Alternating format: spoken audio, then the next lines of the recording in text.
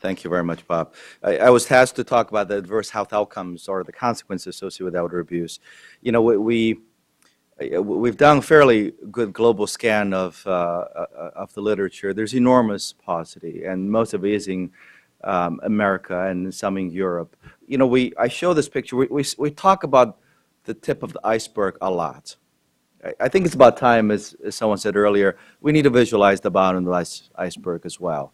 And when we think about the health implications of elder abuse, it really started, I think, seminal work by Mark in 1998, looking at the New Haven EPI study of 28 to 12 cohort residents, and they matched the data to adult protector services and demonstrate independent relationship with mortality.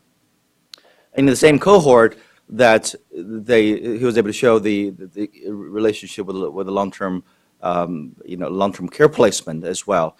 Some of the later work by Maggie Baker, suggested that perhaps mortality experience was not as much there as we thought. She looked at the Women's Health Initiative.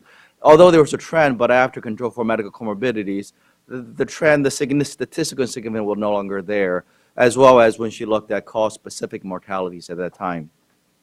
Subsequently, we look at the Fisher, Dr. Mutang, and Schoenfield, and Holiday, et cetera, looking at the mental health consequences, looking at the changes in depressive symptoms and the negative psychological symptoms itself. There was some indication from cross-sectional study that was the case. The only prospective study done by Charles was looking at also Women's Health Initiative, looking at 3-year changes in depressive symptoms, perhaps suggesting that there was a trend in terms of negative mental health effect in terms of depressive symptoms itself.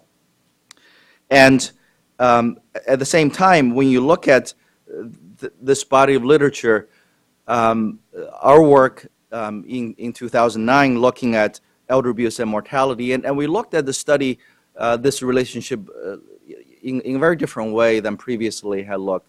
Not only we followed people for 14 years, and this is based on a study called the Chicago Health and Aging Project, where back in early 1990s, the study knocked on every single door of 3 entire geographic community area on the south side of Chicago. Nobody would even think about doing that in this day and age. But we identified everyone who was eligible on the south side of Chicago, and it was a biracial community neighborhoods. And since its enrolled, we've had close to 10,000 people enrolled in the study, and the stratified random sample of the participants received detailed clinical evaluations. They receive MRI testing. They receive blood testing. We have epigenetic data on them. We'll talk about that a little bit later. And we matched that also with the adult protector service data in our state of Illinois. And when we looked at the person years of death for elder abuse victim versus non-abuse, it's about 5.9 death per 100 person years for those without elder abuse. For those with elder abuse, it's 18.3 death per 100 person years.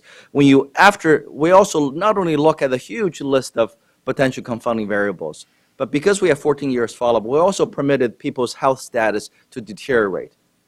So let their health condition change over time, and taking that into consideration to see how their mortality experiences differ. And despite controlling for all of those things, there was still a 2-fold increased risk for elder abuse. And also, when we look at cardiovascular specific mortalities, because such a large sample size, we're able to get improved power looking at those relationships. There's a close to a 4-fold increase in cardiovascular related mortality associated with elder abuse. But we also looked at those most vulnerable, those with cognitive impairment. Mini mental state examination is a cognitive test. Those less than 20 are fairly moderate, significantly impaired. And chair stand is a way to measure someone's functional abilities. For those who's only able to do 0 or 1 indication, they're fairly disabled at that point. In those settings as well, they also had increase in mortality risk. And we also looked at mortality risk for those who are most depressed, for those most socially isolated, most under most significant stress, that the mortality experiences associated with elder abuse were even more pronounced in those cases at that setting. You've heard a little bit about self-neglect, and it's an area that has really not received enough attention, I think, in the field, despite the fact that self-neglect accounts for more than all of the elder abuse forms combined together, and is what APS sees the most in their day-to-day encounters. And in the same study, we looked at self-neglect reporting, that there's not only a significant increase in mortality, but the increase is particularly high during the first year of discovery of their self-neglect. And there's a gradient association between more severe the self-neglect and the greater the mortality risk. It's not only for us to think about issues of self-neglect, but also think about what is the effectiveness of our existing interventions in treating those cases. If the mortality experience for those older adults for self-neglect are still that high during the first year period of time. We also looked at how does the risk of mortality differ by the level of cognitive functioning, level of physical disability. As you can see that there's a trend that the more impaired you are, the more disabled you are, the greater risk of mortality for those cases itself. This is looking at specific black and white differences because it was a biracial cohort itself. And you can see on the thick black line is African American non-Hispanic blacks in the south side of Chicago, and the solid lines beneath that is the non-Hispanic whites on the south side of Chicago. You can see the mortality experience is extremely high. It's almost 11-fold increase in mortality experiencing during the first year. And even though that risk declines over time, but the differences between black and white remain significant in those cases itself. Furthermore, when you look at the relationship between self-neglect and elder abuse, and this is a study we've done that was published last year looking at the baseline for people with self-neglect but did not have elder abuse. And we follow those people for 15 years to see whether they are at more increased risk for develop subsequent elder abuse by others at that time. As you can see, the thick black line versus the dotted line are the differences, suggesting that those with self-neglect without baseline elder abuse, at the follow-up point later, they're almost 2 times more likely to develop elder abuse as a subsequent risk itself. Much of the study we're looking at how service utilizations, especially in the current healthcare debate itself, and this is using similar data. We matched the data to CMS data from the cohort study itself. And this is the case, what I'm about to show you, similar for elder abuse as well for self-neglect as well. When you look at the cohorts without elder abuse, that this is the rate of emergency department visits on a yearly basis, about 0.74 emergency room visit per year. But if you had reported elder abuse, you're almost 3 times more likely to end up in the emergency room. And if you had confirmed elder abuse, it's slightly a bit higher. We're also breaking down by specific subtypes of elder abuse, whether it's caregiver neglect, psychological abuse, physical abuse, financial exploitation, but also looking at multiple forms of elder abuse.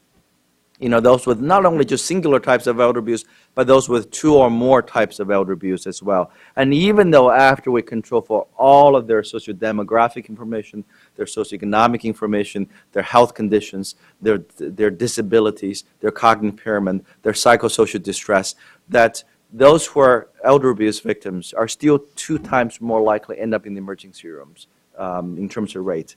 This is the paper just came out last week looking at elder abuse and hospitalization experiences. Not only do they end up in the ER, but do they end up to be more likely to be admitted in the hospital. What you're seeing here is that elder abuse victims are almost 3 times more likely to be hospitalized. And you see the case whether psychological abuse, financial exploitation, caregiver neglect, or those with multiple forms of elder abuse. We think the physical abuse is underpowered because that was the least number in our study itself.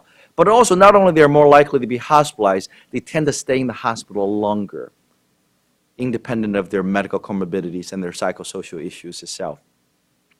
Similar study in gerontology this year, looking at skilled nursing home placement, not looking at long-term care stays, but in terms of their rate of admission, we find similar data, but this data even more alarming, and that's consistent with Mark's data previously, suggesting almost a 5-fold, 4.5-fold increase in to be admitted to skilled nursing facility itself. And risk is perhaps the highest for those with caregiver neglect itself in those cases. And I know our colleagues later will talk more about that.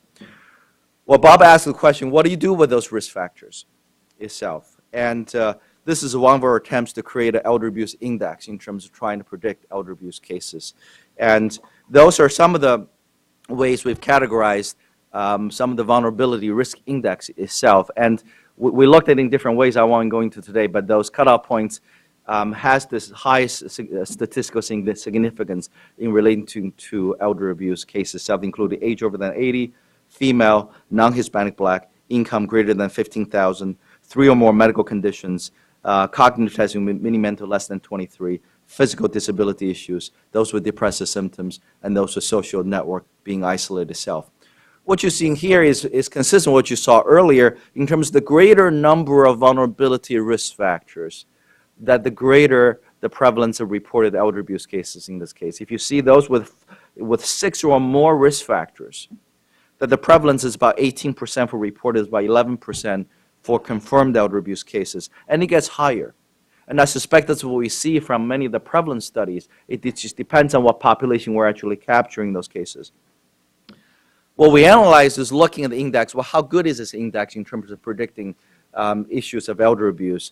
And what you're seeing here is on the bottom, when you look at the category, how do we define the number of indexes? So for those with 3 or 4 or more of those indexes, they're 3 to 4 times more likely to predict elder abuse. And for those with 5 or more risk factors, they're 18 to 27 times more likely to be reported for elder abuse at a later point. I mean, those are pretty alarming statistics, thinking about our ability, not only think about the future directions of our work, but also think about, how to design prevention intervention studies.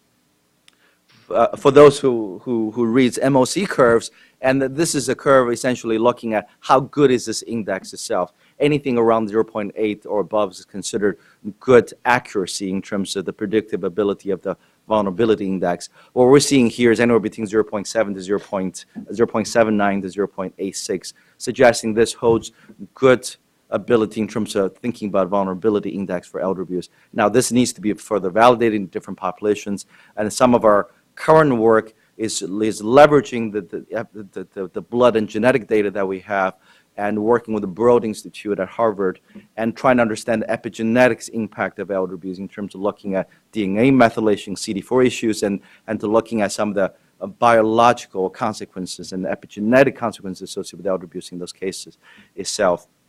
And there's a report out there, this is our most recent work looking at the population study of Chinese older adults, which has concluded our baseline studies, a study of 3,000 Chinese older adults in the greater Chicago area.